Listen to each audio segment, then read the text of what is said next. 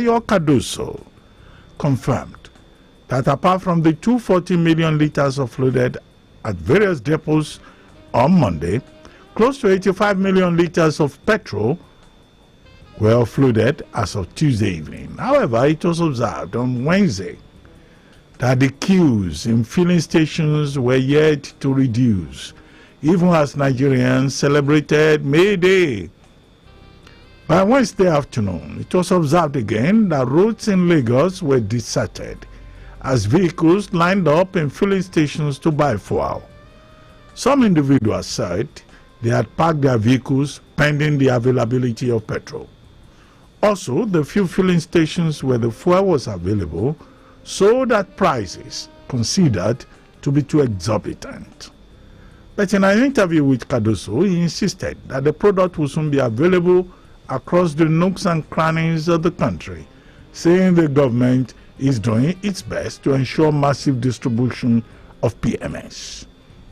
Cardoso disclosed that more vessels will start keep arriving in Nigeria from 2 weeks, or for 2 weeks, starting from last Monday. This, he said, will include continuous distribution of petrol to filling stations.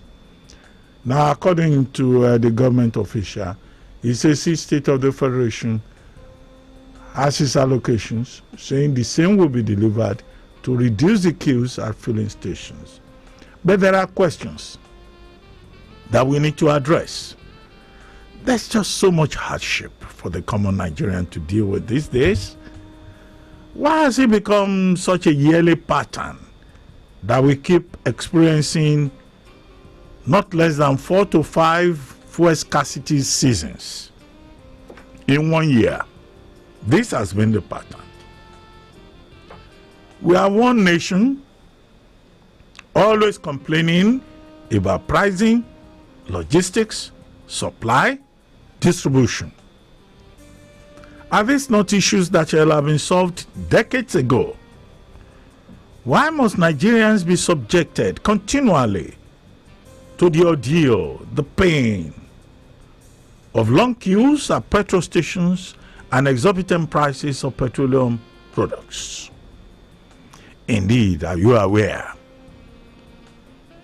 that the situation that we're facing now is that some unconscionable elements are beginning to sell fuel for over 1,000 naira per liter? If you are one of them, this is an opportunity for you to speak up today. Fuel is costly, the queues are horrendous, and it's not just fuel. To even get gas, domestic gas, LPG, it's a source of nightmare.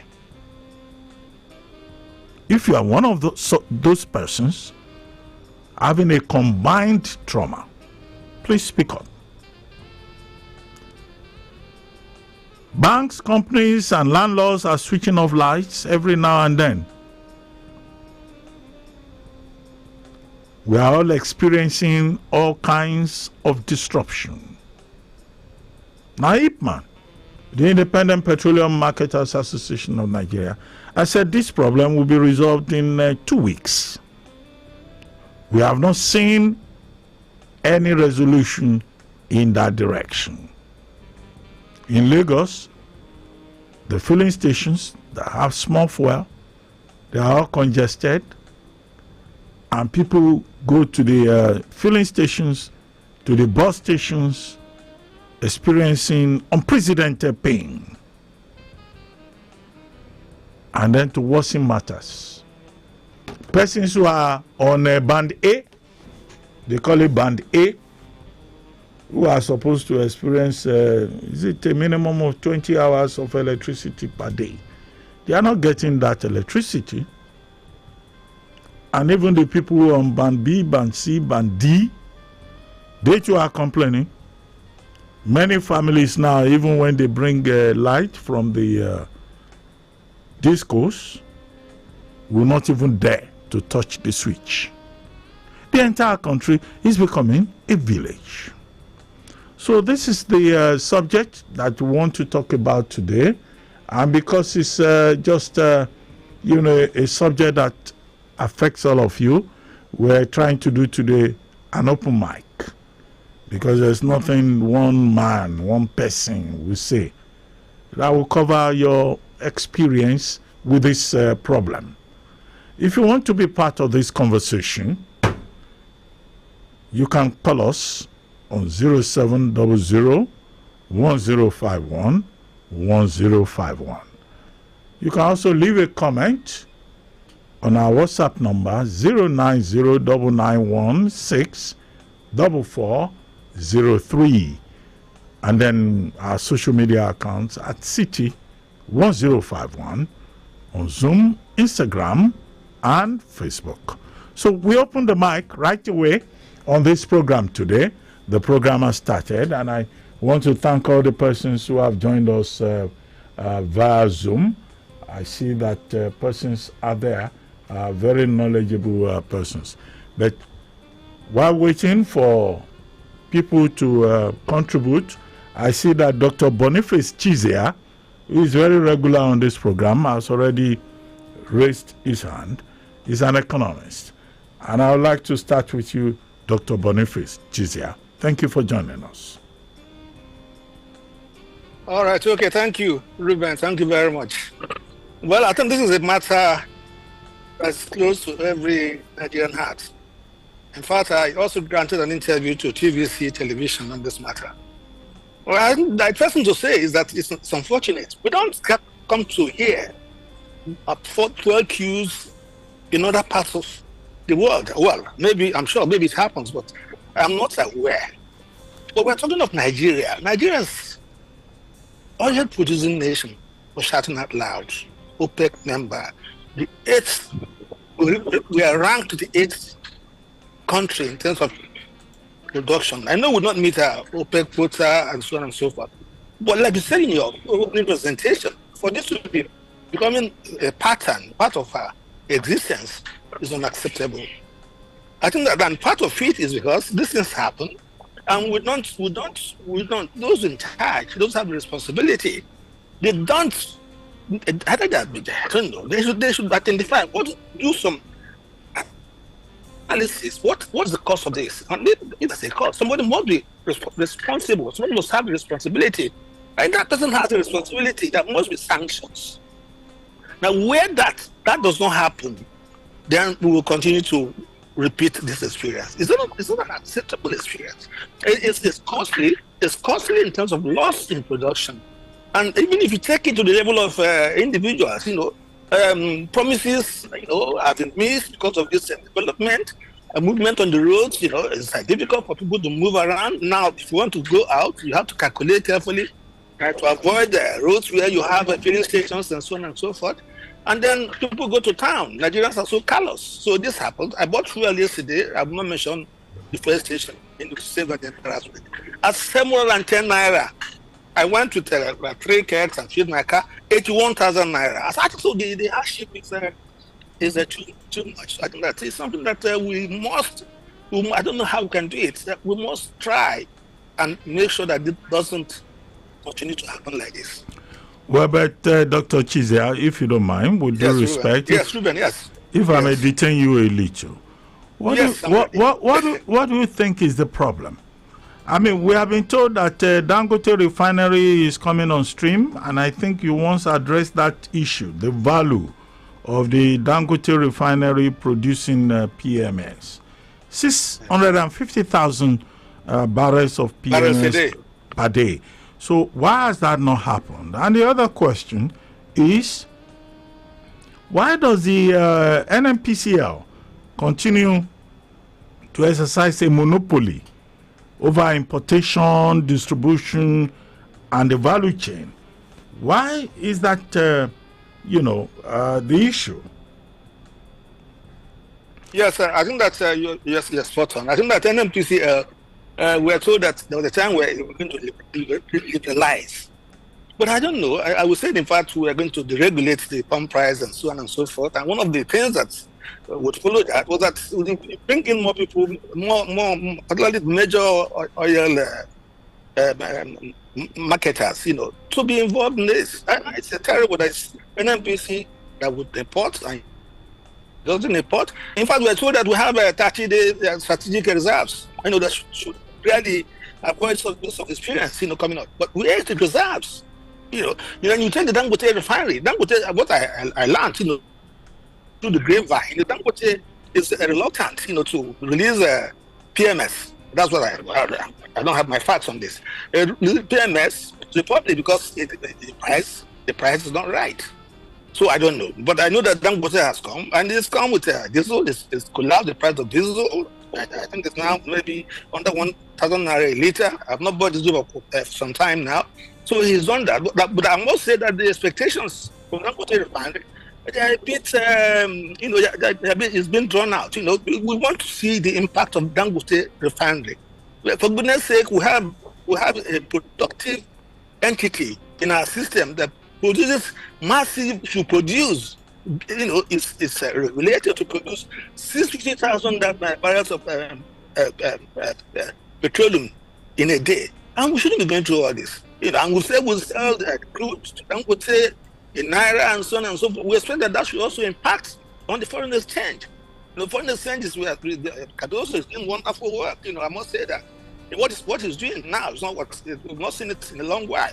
So he's doing a wonderful job. People say you cannot stop the naira from falling because you must have productivity. But they are showing us that there are other ways of doing things. They are showing other ways of scaling the cat. And so it's happening. We know it's going to be shaky, like we're experiencing, but it's happening. If we didn't fight back, by now naira could have cost 2,000 naira a dollar, and the bottom could have fallen out of this economy. I tell you, what they're saying now could have been a child's play. Okay, Dr. Chize, I get the point. And the point you have made about the Dangote refinery and NNPC monopoly so far.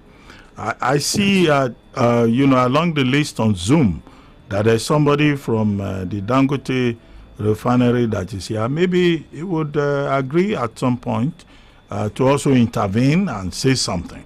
But Dr. Chizia, before I let you go, yes. Let me ask you, how about the refineries? Labour has always been saying, look, if we get the refineries working, Port Harcourt refinery, which they say is mechanically completed, and also the Port Harcourt, the Warri refinery, that, look, now this problem, we may have some relief. Why do you think it's so difficult for the Nigerian government to get the refineries working?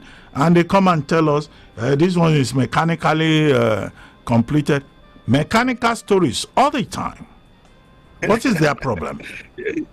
Yes, Ruben, I think that let me start by saying highlighting the fact that I thought Yar'Adua made a mistake, reversing that privatization of refineries. No matter what happened, that deal was done. Even if OBJ, Obasanjo did it, the twin light of his administration, but he did it, he sold it. That's what we were told. And Yar'Adua came on scene and he reversed it. And we have that experience, repeated everywhere in this economy. We were supposed to have the metro line in Lagos. Look at the traffic situation in Lagos. Now we're talking about rails. If was it not just immediate past the president, I reversed that this decision was not a contract, and by now we should have had metro line in Lagos. And so we have all these challenges because we are not focused. We don't get our acts. We don't do things the way they should be done. And so that's the challenge for me. So I think that. Like you said, we need to have more facts. And if we continue like this, we're not going to be digging, we're in a hole, but we'll be digging ourselves more into that hole. So that's my fear. Okay, I see that the dashboard there inside the studio has been blinking, but I see that Ibraim Foxy also wants to intervene. So let's take this call on this dashboard, and then after that, we'll go straight to Mr. Ibrahim. Dr. Abati, good afternoon, sir. Good afternoon. Yeah, you have to keep up on the line. Calling from Norway. Doctor, I must tell you, Nigeria problem has been ordinary. Nigeria problem is looking like a spiritual problem. And I have never agreed to this before. But I'm beginning to think that our problem is absolutely spiritual problem. Remember, months before the election, this same president said, who are the people who are keeping or holding the oil now? Is it because of any election? The truth is that if we don't learn from our past mistakes, somebody will repeat that mistake and the people will be getting poorer by the day. Do you know that the Gary is now 1,600? With this fuel problem now, that problem is going to get worse.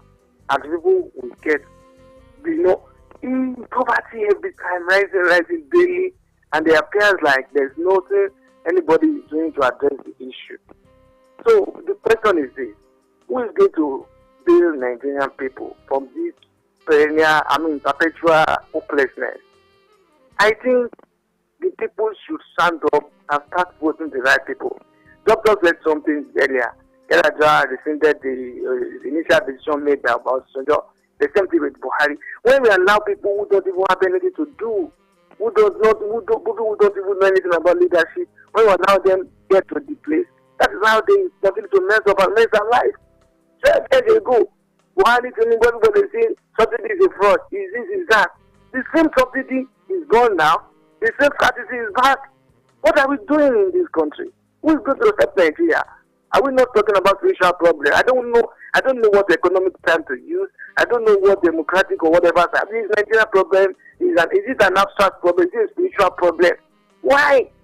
Every day, poverty, bad practice every day. Look at what happened in Delta again. And Tatanka explosion, a woman with just 2-year-old baby who are both beyond recognition. A boy who just came back from school for holiday just died. Do you lose people just like that? Nobody cares about anybody. This country, I'm losing hope. Thank you. Thank you very much for joining us. Well, that's a new perspective. He says that Nigerian problem is a spiritual problem. But I saw a message that I wanted to read before I go to Ibraim, and it's from Wale Adeniran, PhD. These systems, they keep changing them. Today is his iPad, tomorrow is laptop. Okay, don't worry. I'll get to Wale Adeniran's, contribution. It was okay. Yes, this is it. Wale Adeniran, PhD, says fuel scarcity is a symptom of an underlying problem that belies every aspect of the Nigerian life. The question I often reflect on is there any sector of the Nigerian economy that is working? The foregoing leads to what I believe is the fundamental problem with our nation: the lack of consequence for bad behavior. Until we have a system in place where people who do wrong get punished, irrespective of who they are, we won't make progress as a nation. Wale Adeniran, PhD, that's his contribution. So now let's hear from Mr. Ibraim, who is one of the faithfuls, one of the regulars on this program. Foxy. Thank you, Dr. Abati. Thank you for joining us. This is, I like to call it same old same. Nothing has changed. I don't know, during the week, there was a story that was published in the New Nigerian of March 24, 1975. That's 49 years ago. The headline, the front page, the lead story was, fuel scarcity still acute. 49 years ago, Dr. Abati. Now, what are we talking about? This is 2024. So, this is what is happening today happened 49 years ago. So, what has changed? So, my theory is same old same. Even in 1994, which is 30 years ago, another video went viral this week, that is ending today, about a young lady that spoke against fuel scarcity in Nigeria. She even complained at the time that the men from soldiers will come, bully their way through to the fuel pumps, buy petrol, and sell to Nigerians in front of the filling station at very exorbitant rates. So in Nigeria, it's survival of the fittest. We're all in a big jungle. I believe that someday there will be redemption. Because the way things are going now, survival is becoming very difficult. Homes are distressed, they are dispossessed. They cannot survival has become a huge challenge. Okay, where do you turn to? Petrol is not even available. We have refineries that are not working. Governments come and go, and there are no consequences. We still have people on, all of those refineries. They have boards, they have MPs, all of them. The NNPC, the workforce of all the refineries in Nigeria, they account for about 80% of the total workforce of NNPC, well, not NNPC Limited. So what is going on in Nigeria? I think we're just jokers. That's the way I would like to look at it. Life has become very difficult, and if the refineries are not working, even the one that was promised Port Harcourt Refinery to work in December, now to work in April, nothing is happening. Dangote Refinery that you cited, nothing yet. That is almost 1 year that I was commissioned by the former President Muhammadu Buhari. So I don't know. We're just in a state of flux, motion without movement. We need to really strike a social contract with Nigerian people. All our leaders who come and go, both at the subnational level, at the national level, they've taken us for a ride for too long. Whether at the National Assembly or State Houses of Assembly, they don't care whether we live, whether we are living, whether we are surviving. Look at the case of Yaya Bello. I don't even want to dwell on that, but it just shows that we are very, very unserious set of people. And until we begin to identify the people that can really take us out of this perpetual challenges, that how can we be talking about lights? I remember that newswatch cover of more than Delegiwa died in 1986. So which means that story was published before 1986. A nation in darkness. That was the cover story. And we're still not having light, whether it is band A or band Z. I mean, Dr. Abati, I'm really very, very unhappy and frustrated this weekend. Thank you. Well, Foxy, let me ask you. You mentioned the word hope. You say in spite of all of this, you are still optimistic. Now, in another 2 weeks or thereabouts, we'll be assessing 1 year of the Tinubu administration. And what President Tinubu has been promising, campaigning upon, and his aides have also been talking about is hope. That there is redemption. Your word. You use the word redemption. Now, by the time we come back here, maybe in 2 weeks' time, on this same program, to begin to review Tinubu's performance in 1 year, will you also talk about redemption and hope?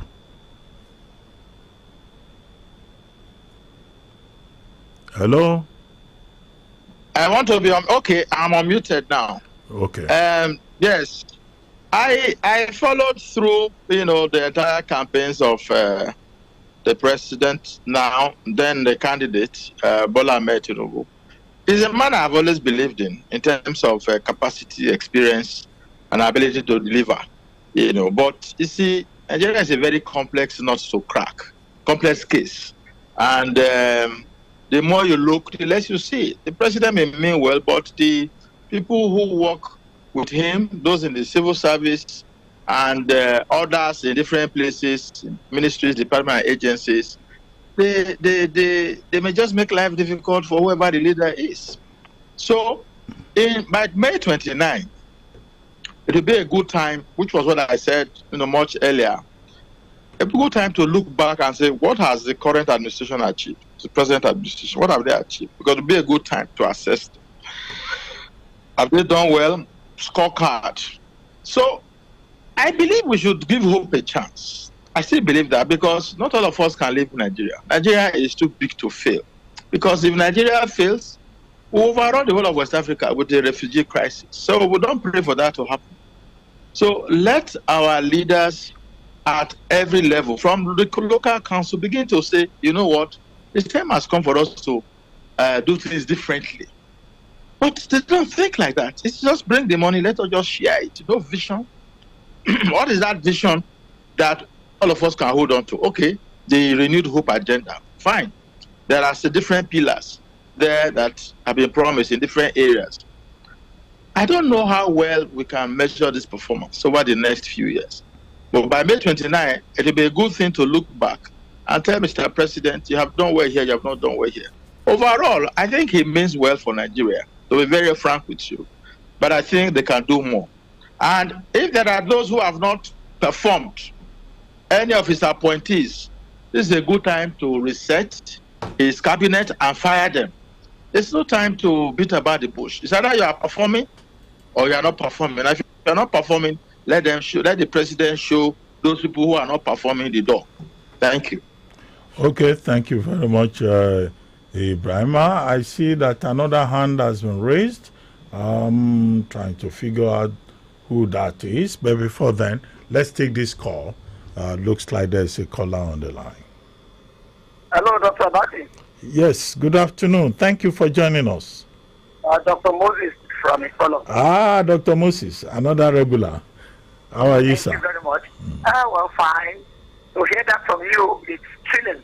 My students are smiling behind me right now. Anyway, I won't take your blessing for granted. Wait. Look, we just will keep going round and round in Nigeria and possibly head nowhere. I heard what your immediate caller or discussant just said. There are some headlines that decades after, we still battle with them. And so those that have lives in their country, profit from heaven. I can't understand. Now, the ongoing issue about fuel supply, this and that. Now, I don't know sabotage.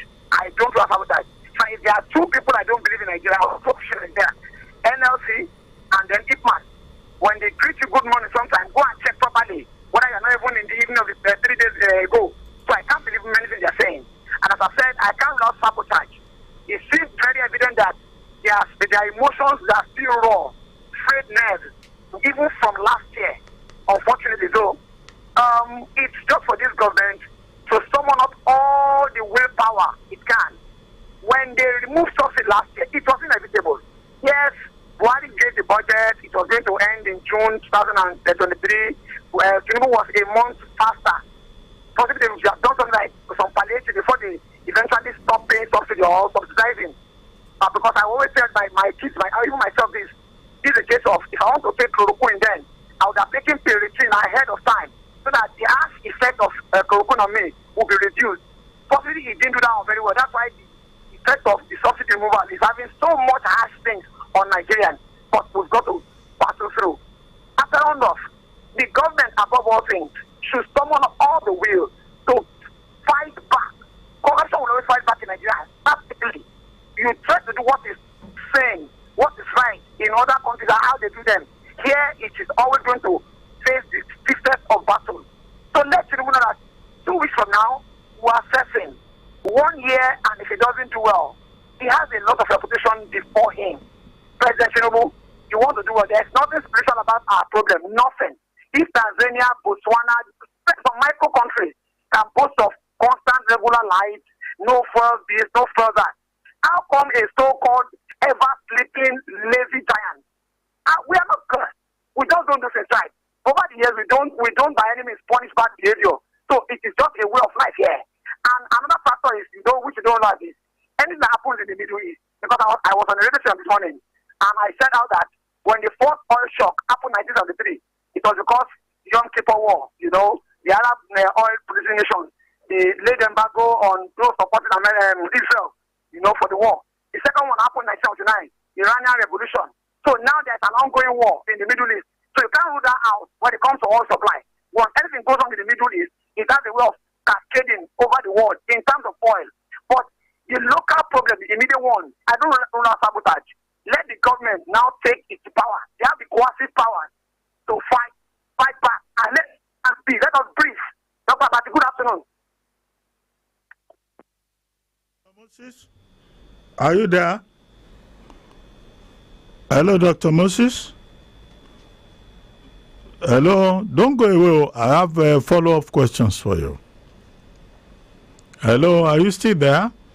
Okay, he will come back. He will probably know that I wanted to ask him follow-up questions, particularly about spirituality and the burden that the Tinubu administration inherited, which the Tinubu administration says it is real. I bet it will do its best Is it the one on the line? See if he's the one calling back. Hello? Hello, good morning. Good morning, sir. Okay, I thought it was Dr. Moses, but you go ahead. We'll get back to Dr. Moses if he's here. Okay. Okay, sir. Sir, my name is Joy Musa. Sir, I'm calling from Egbeda. I want to discuss with you, sir. I don't know how to go about it, sir. No, please go ahead. We're discussing fuel scarcity. Okay. My own is different. My own is about Boko Haram. Hello, sir. Hello, sir. Hello, please go ahead. Okay, sir. Sir, I was affected by Boko Haram. I lost 4 children and my husband. I have gunshot. They have interviewed me in different television stations for government to notice me. Okay, now they didn't treat me. And I called the man that is in charge to treat me. I reported him to one of the radio stations. They invite him from where he is in Abuja. He came. The radio station did not call me again to come and interview with me so that he can take me to hospital. I did this 3 times operation with the help of Nigeria. Yes, my leg is not up till now. I'm still down up till now. Before one of the boy that I trained before brought me come to Lagos. I'm still down up now. I don't know how it will go about for me. For government to notice me, even my 2 children, that my only daughter that she's out of school. She's out of school. I don't know what to do. If not because of one popo, I would have been a dead person now. I don't know how you can go about for me, sir. I can't walk with my leg from my lap to down. That's damaged. And up till now, they still say I should go to operation. I don't have enough blood. My breath is always up, sir. I don't know how it will go about so the government will notice me. People are mocking of me. If I call radio station, they will think I'm lying. They will think I'm lying, so I don't know. You can see me face to face. I will give you address. Send somebody to come and see me live. Okay, Joy Musa, I understand your plight. I sympathize with your plight. I mean, very painful. I mean, you say you are a Boko Haram victim. Yes, sir. And you have not received help, except from Wale Popopo. Nigeria. Yeah. So the media, we exist, to highlight issues like this. We've just, observed 10 years of the attack on Boko Haram girls. So it's not an issue that anybody is happy about. But you can be sure that if there is any way in which, this station can be of further help, if other radio stations have disappointed you, I advise you get in touch with City 1051 FM. And when you get there, mention my name. I could even have an opportunity to project, highlight, bring to the fore your plight, okay? But hang in there, all will be well by God's grace. Okay. Sir, did you want me to, my daughter to bring me come to the City FM?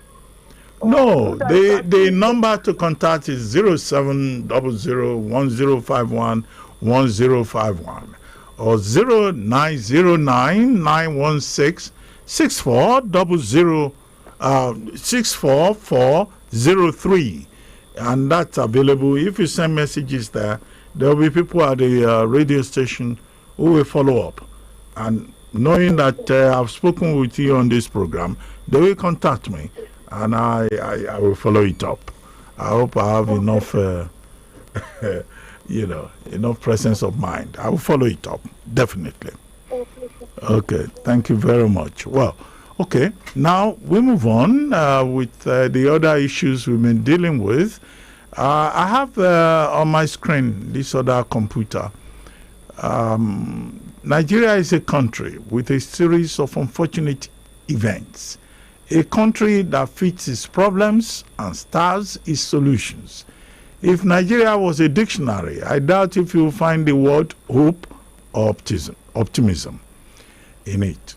a country that is governed by so-called elite and educated, yet they govern the people like barbarians and illiterates who do not know their left from their right. What works Nigeria? 2024, the country is still struggling with fuel and electricity, national grid collapsing every now and then. But the only thing that seems not to collapse is national grid. One thing I've come to understand in life is that in as much change is constant, some things will forever remain the same, or the only change that will ever happen is regression instead of progression. And Nigeria is a typical example of such unfortunate example. Hoping Nigeria will work is like planting a stone and hoping to grow flowers. Well, that's one commentator who got across to us. His number is, I'm not supposed to disclose his number, but I saw that, okay, he says his name is it Emmanuel? Okay, well, that other person didn't disclose his name, but this is Emmanuel.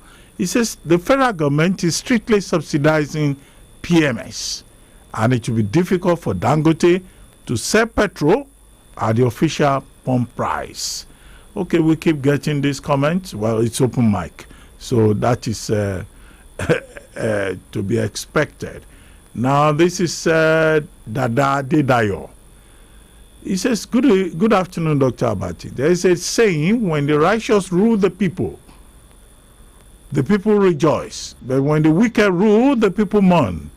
The question is, for this Balablu Bulava government, are the people rejoicing or mourning?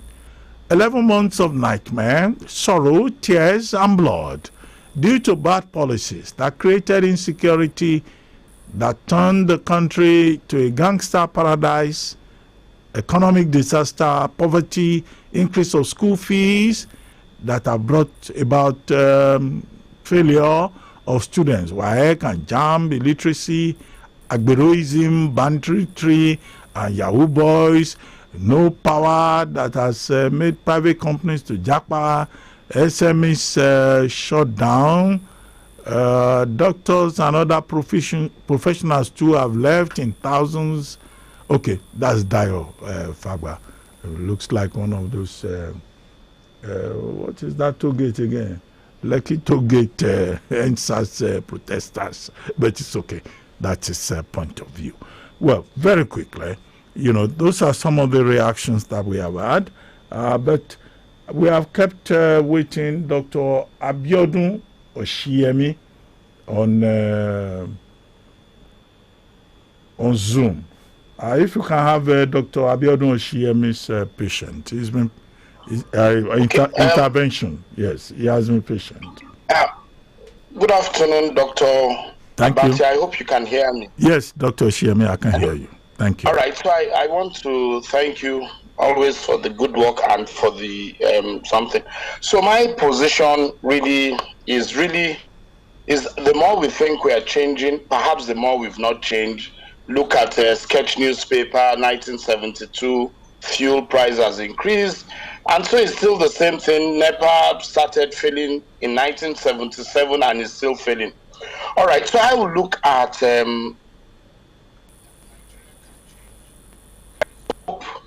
and the good news about the President Tinubu's administration is they actually engage one of the persons who will be the persons monitoring the KPIs of the ministers and other stakeholders. So if you see a president says there will be KPIs and there will be performance measurements, then you can say there is some sort of seriousness on the table.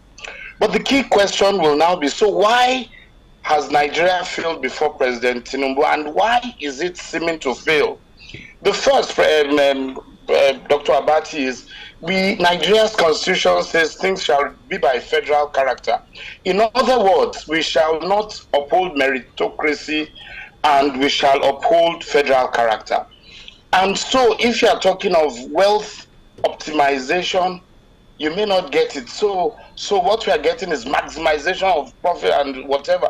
But once you say federal character, and not the best bat will step forward, you have an issue. The second, which will enlighten you because you are a scholar, just like I am and many others, our education system. Dr. Abati, I studied medicine and also I have a PhD in management. But do you know, to study education, your cutoff will be lower and one of the lowest in universities, and it should be the other way around. Therefore, those who will teach your grandchildren, my grandchildren and children, will be the people who have the lowest cutoff marks, and then they will do NC. If you go to China, if you go to Finland especially, those who are the highest scoring people will be the people who will be in academics and education. And this was how it was in Nigeria before. Oh, I'm from St. Andrews, I'm a principal, BA Oxon. So we've got to understand that our educational system and those who are studying education are the people with the lowest scores to go to university. Then when you look at visioning, my people perish for lack of vision. If I challenge you now, what is the vision of Nigeria? You'll probably say, we had vision 2010. Is it 2020? Where are we now, 2020? You cannot proceed anywhere without collective visioning. By now, all of us should be able to say it. Right in from Germany, days of Otto von Bismarck and so, they had visions and they still uphold that the majority will not remove that of the minority depending on how they are. Then the fourth is our superordinate values. In every society, the ordinate and superordinate values will be tonically active. In other words, Nigeria used to be a country where there was honesty, peace, and unity. I went to a federal government college, so proud. I went to Ife University, so proud. What changed? What changed is simple.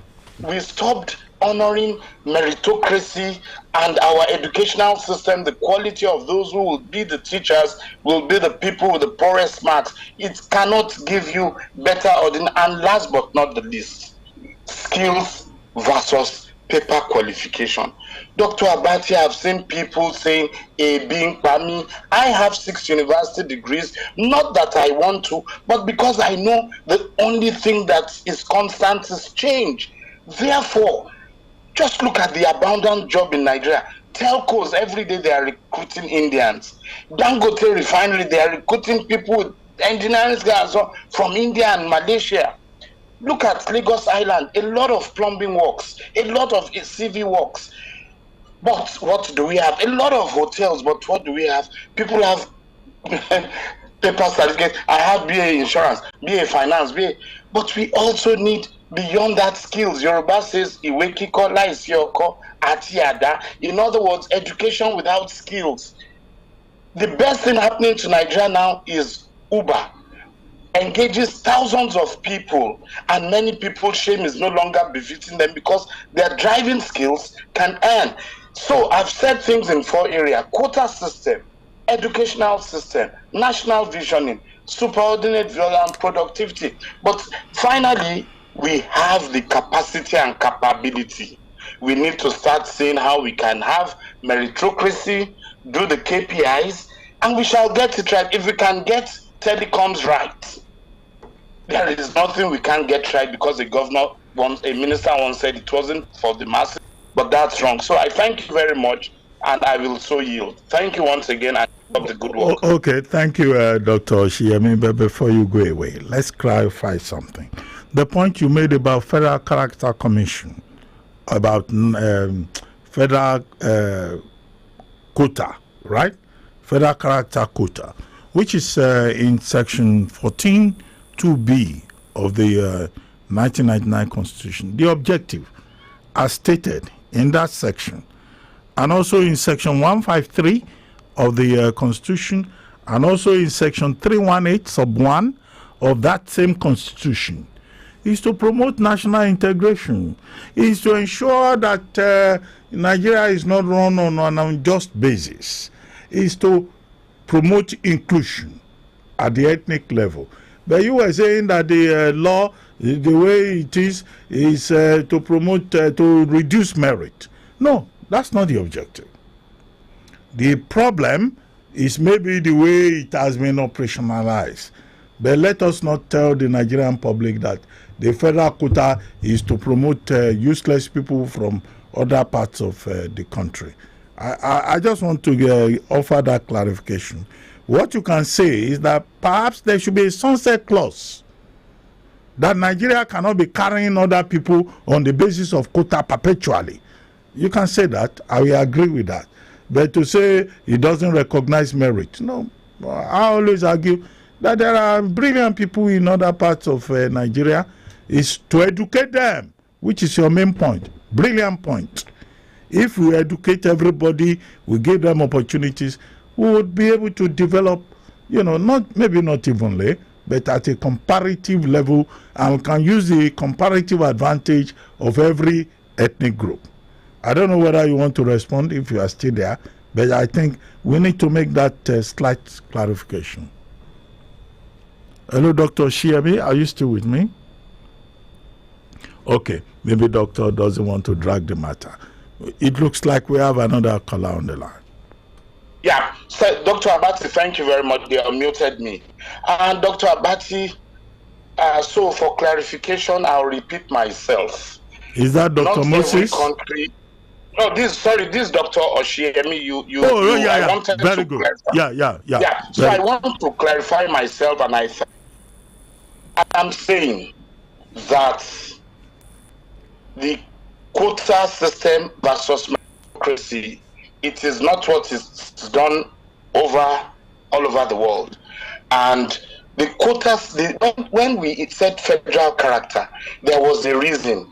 And it's always good to know the justification. After the war, many states did not have schools, many states did not have people could not move around. Now every university has every state has at least 2 universities. Every state has every form of capacity and capability. There is no more disadvantaged or excluded states. There must be a time when, like other countries, everything is no longer purely quota system. Therefore, I support federal character. I am a beneficiary. But that time, there were even only less than 6 universities in Nigeria. So it's just a review, but I'm not saying the constitution is wrong or we shouldn't do inclusion. It's just to agree with you. And you can look at other countries. Why don't they use federal character? Yes, I'm saying that but I'm saying it has its disadvantage, because when scholars will argue, they will say the pros and the cons. So this is the cons that I'm talking about, and it's not that throw it out or it hasn't been of value. Thank you very much. Thank you very much, Dr. Shiami, for joining us. Well, let me check if there is okay, there are other interventions, certainly, but okay, don't worry, I'm a dinosaur. Sometimes I find it difficult to identify these things.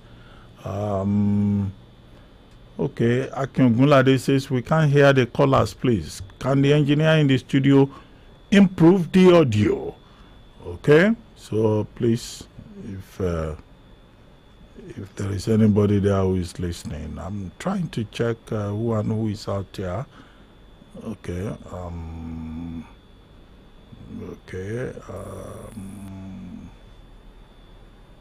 they keep changing the system, but it's okay. Okay, but that's what we have right now. We have people who have called in. We have persons who have expressed their concerns. But hello? Yeah, let me just complete my thought. Please, Dr. Moses. Oh, Dr. Moses, you are back. Hello? Dr. Moses, please go ahead. Yeah, I can hear you.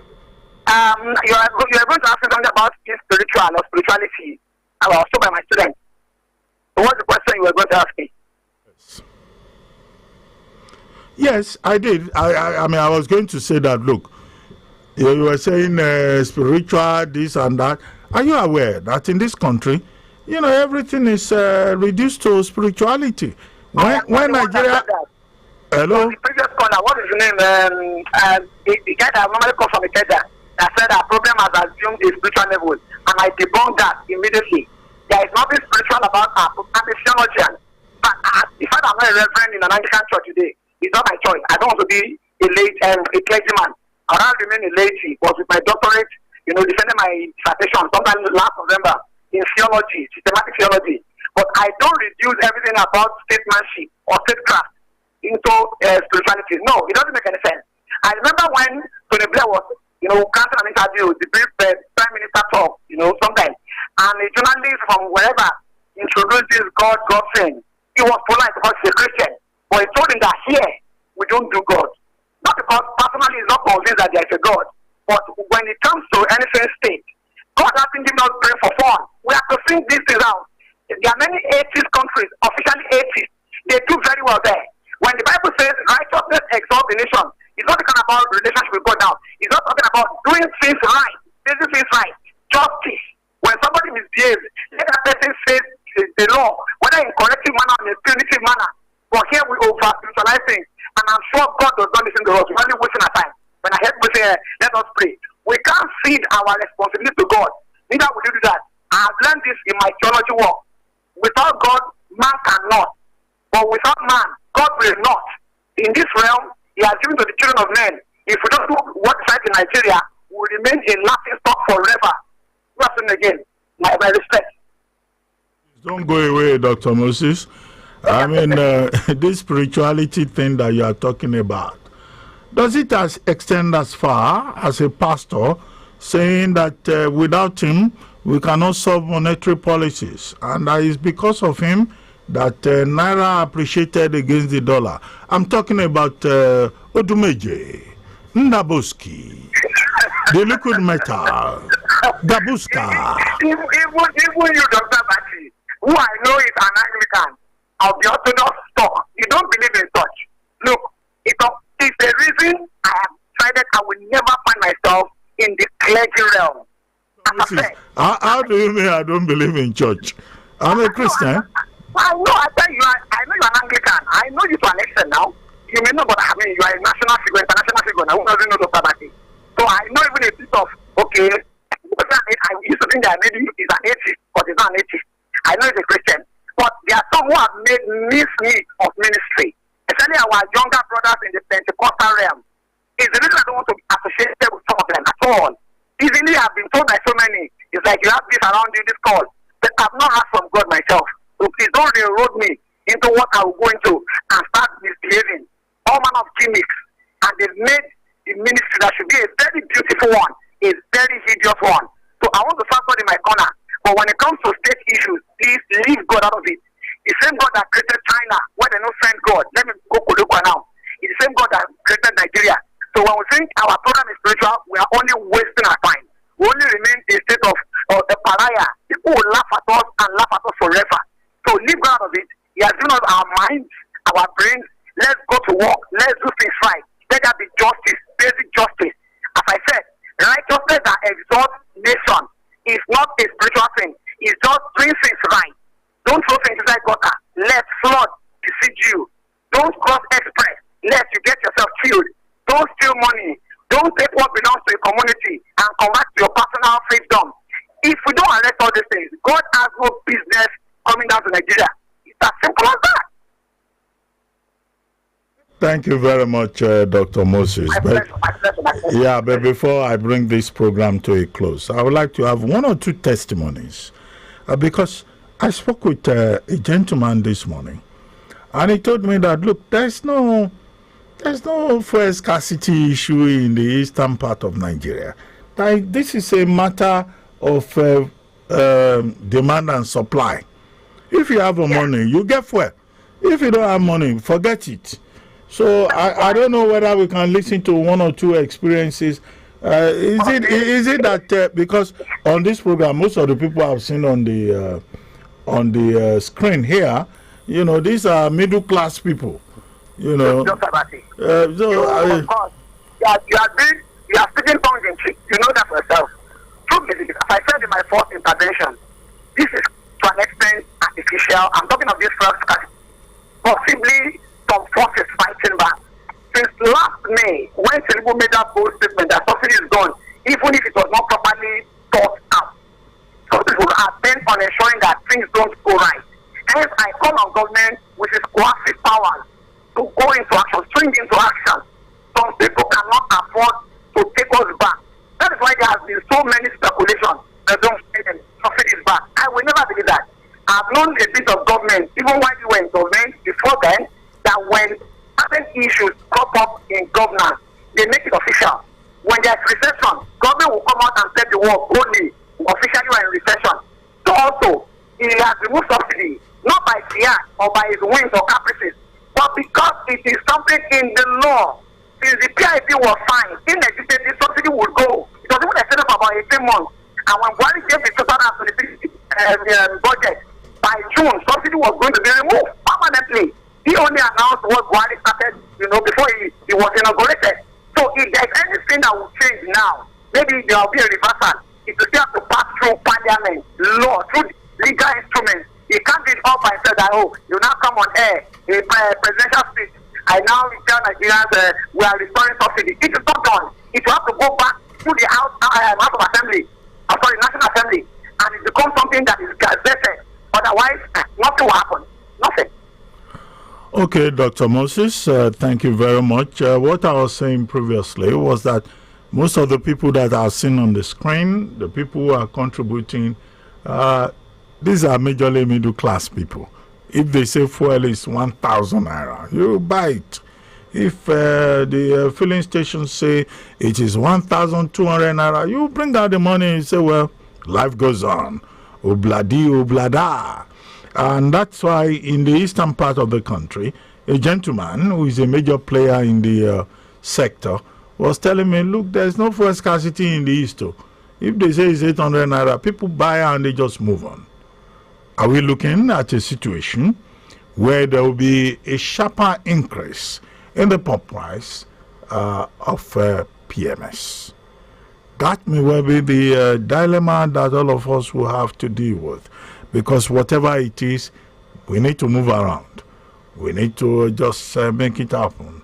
Maybe it's easy for the middle class, but how about the horde of Nigerians who wake up every morning and they are at the bus station and they have high transportation costs that they cannot deal with?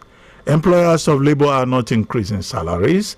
They treat their employees as if they are doing them a favor. The federal government has promised living wage. Labor says that living wage must not be anything less than 615,000 naira. Where would that money come from? For a federal government that says it inherited a collapsed economy, entirely destroyed for 8 years by the previous administration. I don't think we're out of the woods yet. It's a developing story. There will still be more to talk about. But I hope that, every Saturday we'll get a chance to talk about this program, these subjects. And I'm very happy that the open mic option that we took today has worked out so well, because this is a program, this is a subject that affects all of us. And I would like to thank all of you very much for taking time out to join me on the program today. And I would like to thank all the persons who called in, all the commentators, all the experts, from those arguing for spirituality and those saying it's not about God, on Zoom, Facebook, and via direct calls. Remember, the conversation does not end here. You can reach out to me on my social media account, and that is at Abati1990 on Instagram. And you can also reach out to me at City1051 on those social media platforms. For those of you who tuned in late, there's no need to worry. You can visit YouTube page City1051 to watch the entire show. And don't forget, when you do so, to hit the subscribe button and leave comments. And don't forget also to tune in next week at 12 noon for another exciting edition of City Talks. My name is Ruben Abati. The show was produced by Charles Flames, Oluwaseun Adetitun, Ayodamola Oludara, Oluwatobiloba Samson, and Abiodun Odontun. The executive producer is Adedoja Allen. Have a great weekend. Thank you very much for joining us. Bye for now.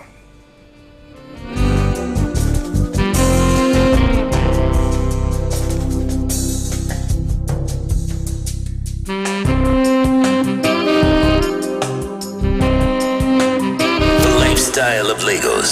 City 1051 FM. Keep it here, because we've got you covered. City 1051 FM. Why fix it if it ain't broken? We don't care. Because we are switching it. Switch up. Switch. What kind of show is this? The Switch. Coming in June to your number one lifestyle station.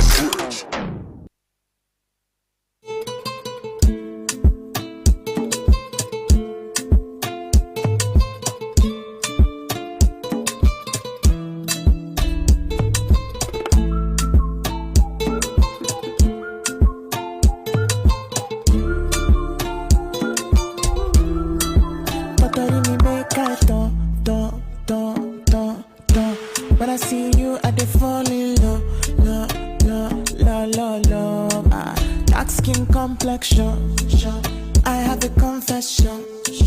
I've been thinking things I can do to you. Oh, see, so. Oh, baby, my chérie. Rendezvous ce soir. Make I show you something. Make I give you something. Why now I always? You get innocent face, but you look like a problem. Me, I like this problem. Now it's in a different. Now you there for my mind. Voila. Prepared like a tornado. Spin around like a tornado. Voila. Oh, voila.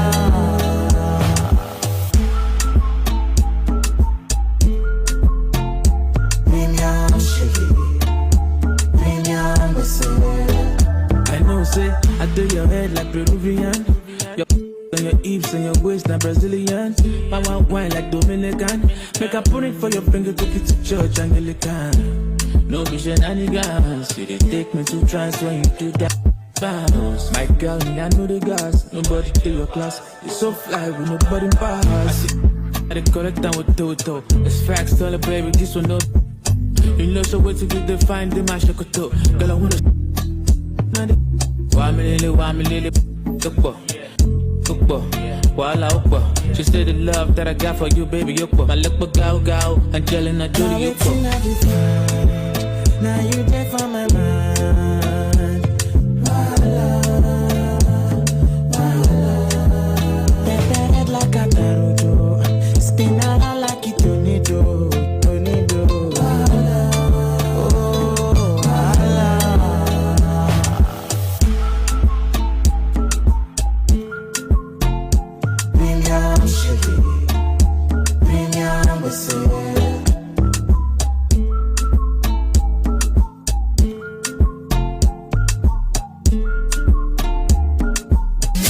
Redefine your lifestyle. City 1051 FM, your number one lifestyle station. My Tiger Kung Fu is better than yours. What they really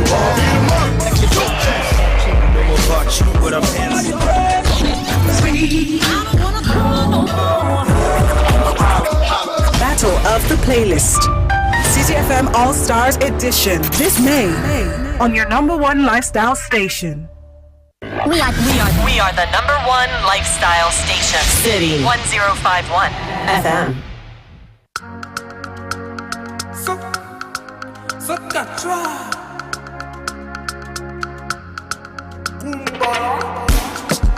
Life now one, happiness now two.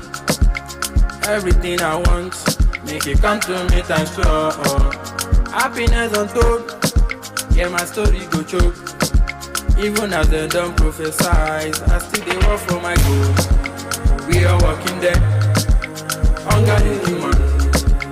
I see them document, many aside as is smiling. We are working there, yeah, hunger is human. I see them document, many aside as is smiling. Holy. How long this been going? Holy.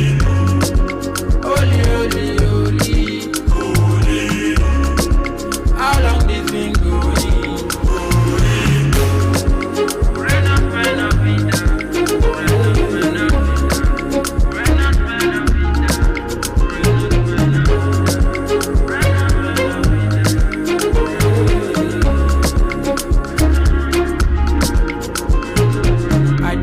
lane. Jejely, I dey my lane. I know they like it trouble at all. And I know we show my brother man for. For me only water, no go for me fire. And money they make a man complete. No be jaggedy. Holy. How long this been going? Holy. How long this been going?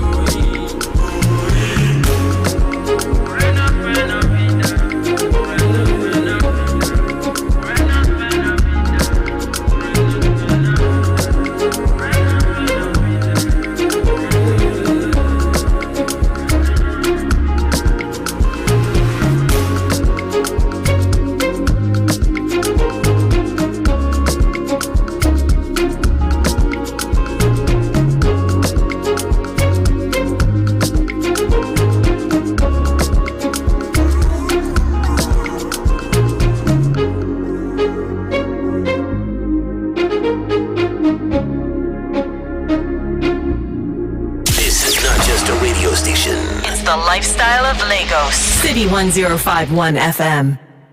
Welcome to America. We have so much packed. Packed for you. Follow the action as the football season comes to an end this May on Sports City every weekday, 8 a.m.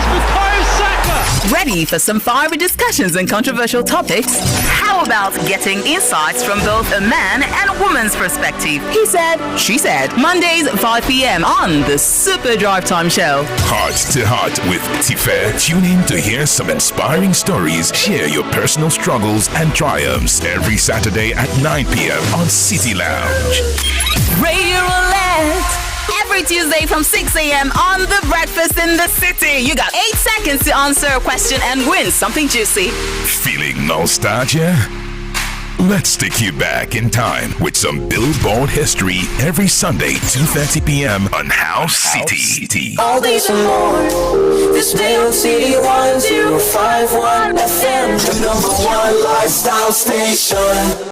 You are listening to the award-winning lifestyle radio station, City 1051 FM. Your #1 lifestyle station.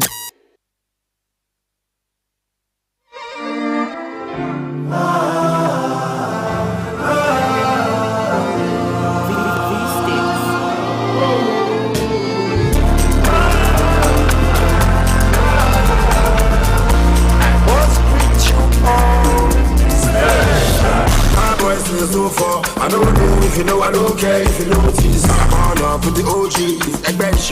Light up if you notice. Light up if you notice. Smoke it if you notice. Flex if you OGs. And the ball and the throw things. They could do like say that the play make I know me. Who know me? Now God bless with it. Now God bless with it. Holy. Fine girls one is tough for one. I'm in Bala Puta Brave. I'm on bum. I get the right vibe when you turn you on. I could be Chevy on there at T-Young. I've been the godfather, Korean. Can't stop you on. I get the right vibe when you turn you on. I could be Chevy on there at T-Young. I've been the godfather, Korean. 247. Me and the hustle for my rubber. So we go see the camera. One cannot do. Me only the power. 247. Me and the hustle for my rubber. So we go see the camera. One cannot do. Me only the power. Me only the power. Catch you on my fancy pillar. I be on my past, let's chase in my paper. Good as about the mullah. Anytime you call me up, I'll come to you. They can't see what I see, so they can't know what I know. In a high coast, I see. And I know they can't damn me, Kuru. I just want to eat